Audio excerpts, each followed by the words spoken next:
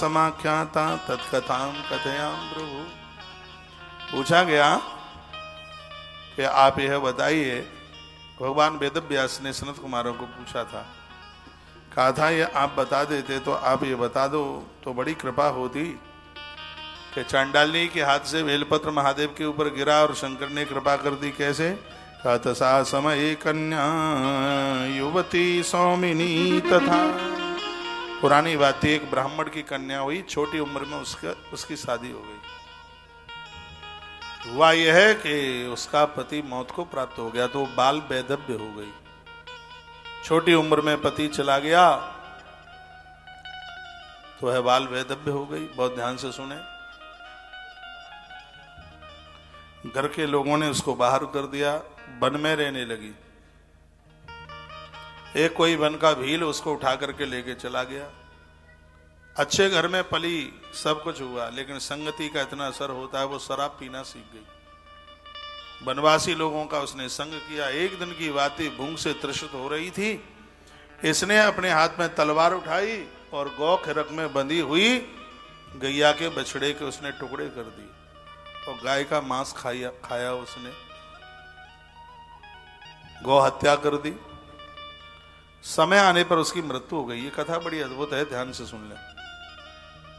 उस ब्राह्मण कन्या की समय आने पर मौत हो गई। यमराज के पास पहुंची, उसका खाता बही खाता सब देखा गया। इसने तो बड़ा अपराध किया है, इसने गाय के बच्चे को मारा है, इसने गौमांस खाया है। विधान क्या कहता है इसका दंड? इसका दंड यह है कि यह आंखों से अंधी होती हुई धरती पर चांडालिनी के रूप में पैदा होगी। और याद रखिएगा, मांस खाने वाले लोग, धृतराष्ट्र ने पूछा था ना एक बार भगवान को कि मैं जन्म से अंधा कैसे हो गया। कहां से इतनी आवाज आती है बाहर से? बहुत बात कर रहे हैं, अंदर है बाहर है, रोड पर? हा? बड़ी पंचायत बैठी है। तो भगवान ने वो कथा में बता दूंगा जैसे मुझे टाइम मिलेगा। तो सीधी सी बात है, जीवन में कभी ऐसा कुछ ना खाएं पिए जिससे जीवन दुर्गति को प्राप्त हो जाए। एक चांडाल के घर में उसका जन्म हुआ और जन्म से अंधी पैदा हुई। हुआ यह है कि लोग उसको धक्का देते हैं, उसको मारते हैं। एक दिन की बात, कुछ लोग गोकर्ण क्षेत्र के लिए जा रहे थे। शिवरात्रि के दिन थे। गोकर्ण क्षेत्र यूपी में शाहजहांपुर के आसपास बरेली के रास्ते में कहीं पड़ता है। मैंने तो देखा नहीं है, मैं तो लिखी लिखाई बातें बोल रहा हूं आपको। लेकिन गोकर्ण तीर्थ कहीं उधर ही पड़ता है। तो लोग जा रहे थे, पैदल के रास्ते होते थे, प्राचीन बात है।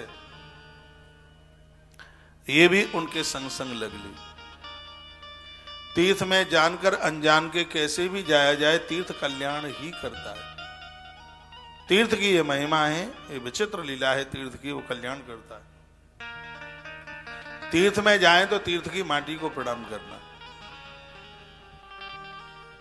वंदन करना, और वहां से जब घर के लिए लौट के आओ तो तीर्थ के देवता को ये कह करके आना, प्रभु हम जा रहे हैं, आपसे प्रार्थना है द्वारा से बुला लीजिए। सुरक्षित यात्रा घर तक आएगी, कोई दिक्कत नहीं होगी। मंदिर में जब भी जाते हो तब उन्हें यही बोलिए, प्रभु कृपा करके द्वारा बुला लेना, हम आपसे यही मांगते हैं। तीर्थ की धरती को वंदन प्रणाम करना। आपको मालूम है कि भरत ने हनुमान जी के चरण में बाण का प्रहार कर दिया, हनुमान नीचे गिर गए।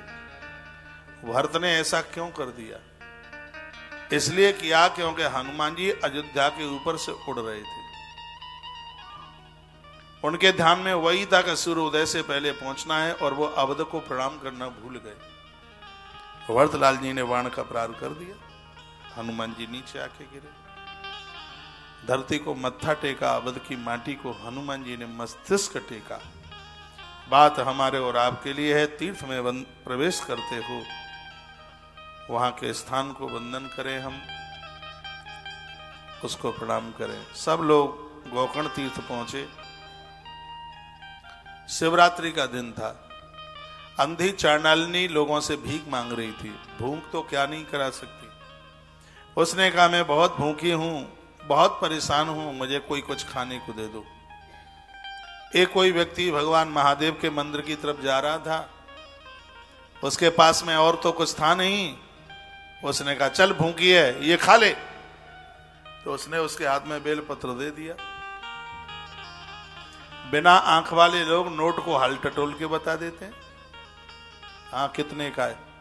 उसने टटोल करके देखा तो वो तो बेल का पत्ता था, और उसने वो बेल पत्र और ऐसे फेंक के मारा, और नीचे भगवान शंकर की पिंडी थी। शिवरात्रि का दिन था। जैसे ही वो बेल पत्र, सत्य घटना है, शिव महापुराण में बहुत विस्तार है इसका। जो ही बेल पत्र पिंडी के ऊपर गिरा, शिवरात्रि का दिन था, पिंडी फाड़ करके भगवान महादेव प्रकट हो गए।